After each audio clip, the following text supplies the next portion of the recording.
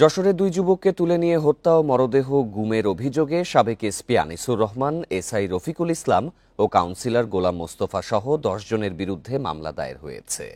রোববার আদালতে মামলাটি করেন গুম হওয়া যুবক সাইদুর রহমানের বাবা। বিষয়টি নিশ্চিত করে বাদীর আইনজীবী মিলন আহমেদ জানান, অভিযোগ আমলে নিয়ে senior judicial magistrate Rahmat Ali Kotwali থানায় ওসিকে তদন্ত করে প্রতিবেদন দেওয়ার নির্দেশ দিয়েছেন।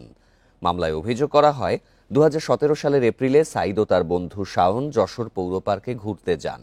এ সময় সাবেক কাউন্সিলর গোলাম মোস্তফা সহ অন্যদের উপস্থিতিতে এসআই রফিক তাদের আটকের পর মারধর করেন। এ ঘটনার নির্দেশদাতা ছিলেন সাবেক পুলিশ সুপার আনিসুর রহমান। আসামিরা ১০ লাখ টাকা মুক্তিপণ নিলেও সাইদ ও শাওনকে আদালতে সোপর্দ করেনি। এরপর থেকেই তারা নিখোঁজ।